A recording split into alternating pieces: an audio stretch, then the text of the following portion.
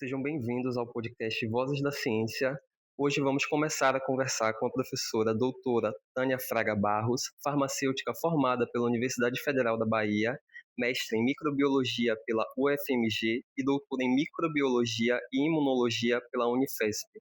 Atualmente é professora da Faculdade de Farmácia da UFBA, atuando nas áreas de microbiologia clínica, micologia médica, com pesquisas voltadas principalmente para o diagnóstico, caracterização e estudo de fungos de interesses médicos, além da pesquisa e da formação de novos cientistas. Participa de atividades ligadas aos laboratórios de análises clínicas da Universidade Federal. Professora Tânia, muitas pessoas, quando pensam no trabalho dos farmacêuticos, já pensam neles trabalhando nas farmácias. Quais outras áreas que um farmacêutico pode atuar e como a senhora decidiu seguir como pesquisadora? Olha, são muitas áreas. O farmacêutico pode atuar na área de alimentos, na área de medicamentos, na área de análises clínicas, nas indústrias, né? Na pesquisa, na academia, no academicismo. É um leque muito grande. Como eu comecei, se vocês não vão acreditar, eu comecei na Escola Técnica Federal da Bahia. Não precisa dizer o ano, né? Eu tinha 15 anos de idade e eu sou. A gente tem tempo, eu posso falar. Eu fiz meu ginásio, meu primário em colégio de freira, naquela época, né? E um dia eu virei para meu pai, era educador também, era biólogo, professor. E aí um dia eu disse a ele: não estudo mais em colégio de freira, não estudo mais em colégio de padre, quero ir para um colégio público. E meu pai, que lutava, suava muito para manter a gente na escola privada, disse: tá doida. Eu disse: não quero mais, eu quero ter outra vivência. E como ele era educador, ele virou para mim: você conhece a Escola Técnica Federal da Bahia? Eu disse: não, o que é isso? Ele disse: vai procurar saber. Naquela época a gente não tinha internet, não tinha nada, tinha um negócio de uns catálogos amarelos de telefone, e eu achei o endereço lá no Barbalho, que morava na Cidade Baixa, e fui saber o que era a Escola Técnica. Fiz meu primeiro vestibular em 1976, e a gente tinha que fazer vestibular do mesmo jeito que você. E lá eu descobri a química. Eu fiz química, nem vocês, coincidência, né? E na química eu tive um professor de química inorgânica chamado Guilherme. Um dia a gente conversando sobre faculdade, universidade, ele olhou para mim e disse: você conhece a química fina? Eu não sabia o que era isso. Ele disse: a química do medicamento. A gente estava abrindo o polo petroquímico, finalzinho da década de 70, início da década de 80. E aí eu descobri o curso de farmácia de novo, fui procurar saber o que era química fina, o que era farmácia, e fiz meu primeiro vestibular em 81. Perdi, entrei em 82, e aí, dentro da farmácia, eu descobri microbiologia. E aí me encantei, me apaixonei. Mais ou menos isso, é o início da minha vida, né? Tem mais coisas, mas eu vou deixar vocês perguntarem. Quem é? Eu queria falar também sobre fungos agora, vamos Sim, lá? vamos. Em relação aos fungos, quando a gente fala sobre isso, a gente geralmente fala muito sobre micoses ou mofos. Mas eu queria saber para você, no geral, quando a gente fala de fungos, qual que é a importância dos fungos para a saúde, no geral, e para a ciência também? Nossa, pergunta difícil de responder, porque novamente é uma pergunta muito vasta. Uhum. Os fungos são micro-organismos. Como eu entrei no fungo, né? Aqui dentro eu conheci uma professora e ela me estimulou a fazer a pós-graduação em micologia. Isso é outra história, depois eu posso contar. Mas foi vinda de uma professora. Sempre a gente encontra, né? Um anjo, um mentor que bota a gente nesse mundo. E aí eu olhava assim e dizia: fungo? Quem é que estuda fungo?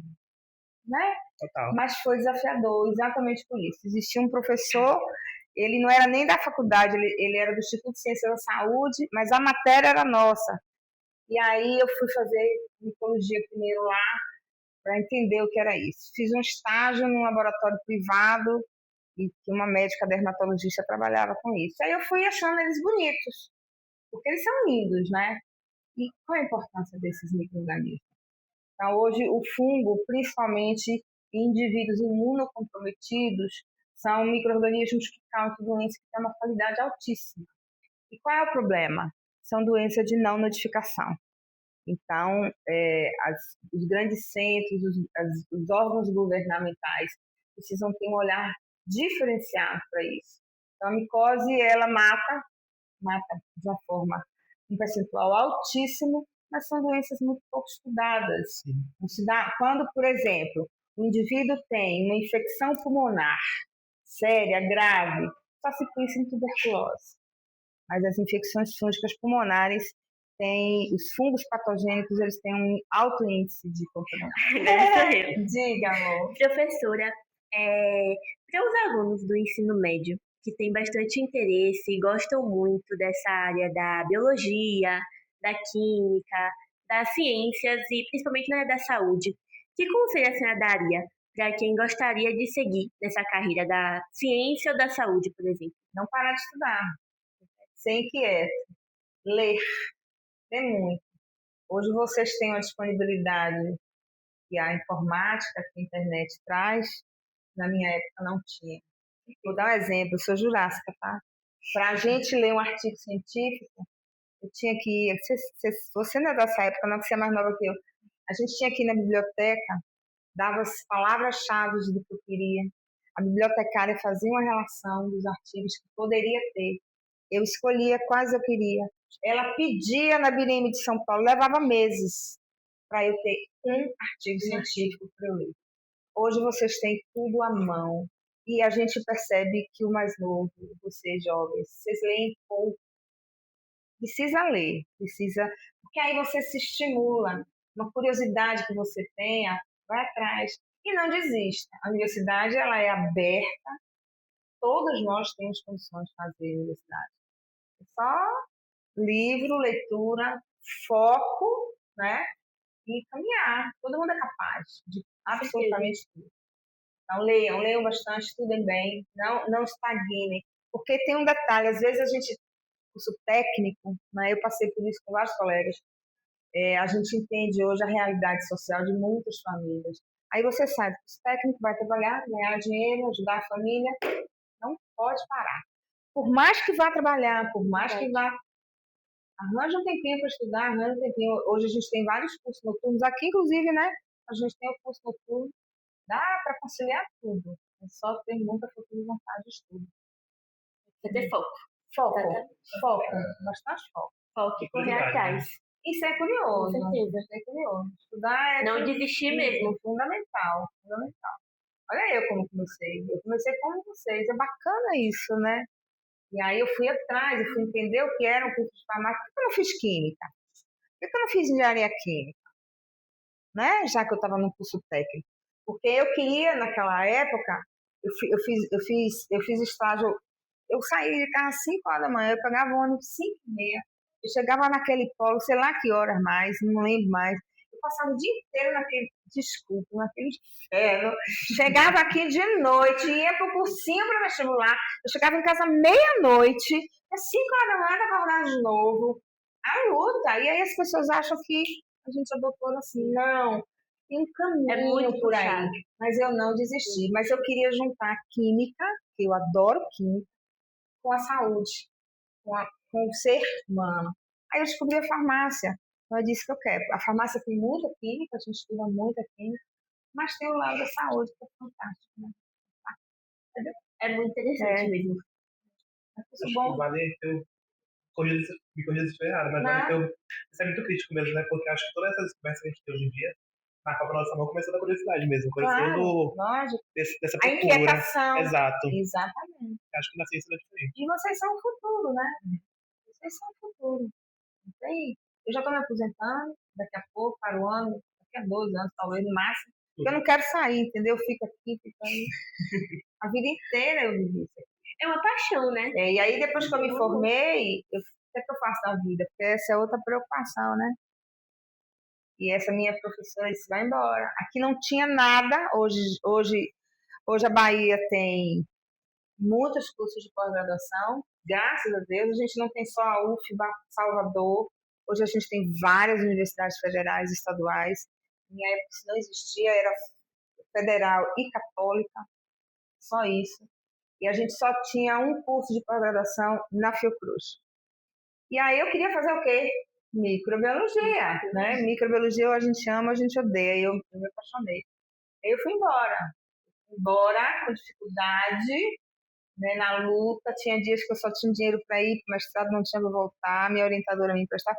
Porque é isso, é querer botar na. E aí eu dizia assim: é uma chuva, vai passar. É cumprir um objetivo. É uma chuva, vai passar. Essa tempestade vai passar e eu vou atrás do que eu quero. O conhecimento que a senhora tem, ninguém tira da senhora. Não, Fica acho para que sempre.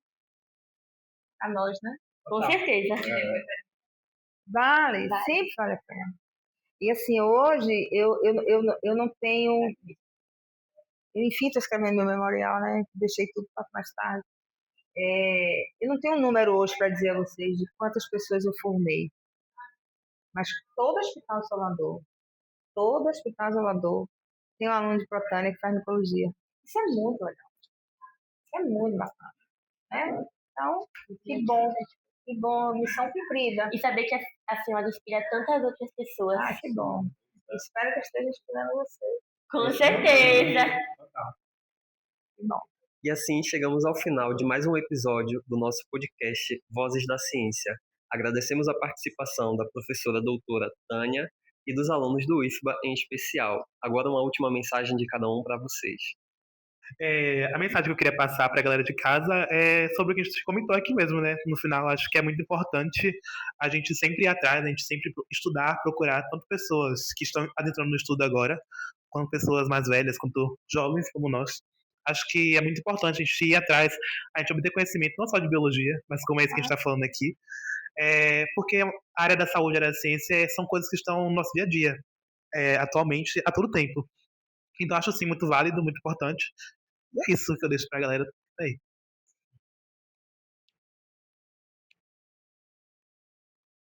Outra coisa que eu queria falar também, que a senhora falou há uns minutos atrás, foi sobre a leitura, que a gente, as pessoas de hoje em dia realmente estão lendo pouco. E ler é muito importante. Ler é libertador, te abre muitas portas. E você tem um conhecimento, abstrai um conhecimento com a leitura que é único, assim, que ninguém realmente tira de você e que você pode ir a qualquer lugar com esse conhecimento e com esse sonho, porque ler também te impulsiona a sonhar, a ter objetivo e a correr atrás deles. Mesmo que pareça que você. Assim, ler é você sair do lugar, mesmo estando sentada, vamos dizer assim. É você vivenciar muitas experiências através de palavras, através de significados ali de um texto. Então, ler é muito importante e eu acredito que todo mundo deveria investir mais na leitura.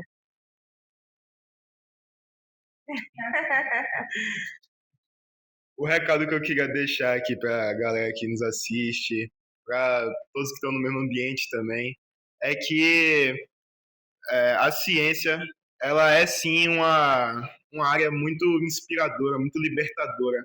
É algo que realmente dá um prazer, assim. Então, eu realmente gostaria que mais pessoas procurassem saber como se iniciar e tal, porque cada um aqui tem sua realidade e tal, mas nós todos aqui, eu acredito que todos aqui têm em comum uma paixão pela ciência, e é isso que está unindo a gente nesse instituto e vai continuar unindo a gente por muito tempo ainda. Legal.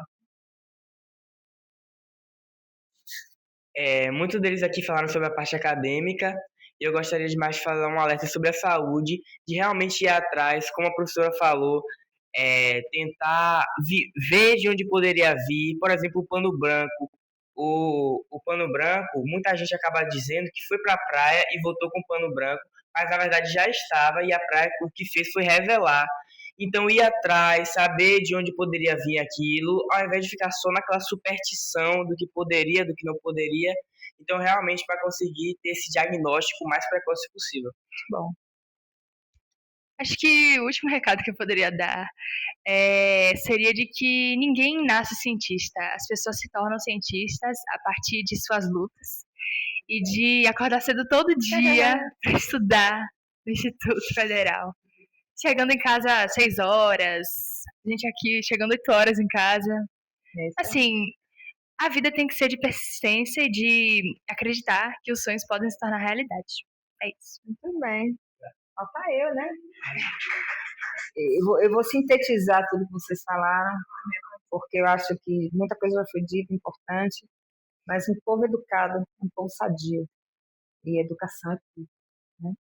Eu tive um pai, biólogo, e que ele dizia que para fazer ciência a gente não precisa ter muito dinheiro, a gente precisa ter conhecimento.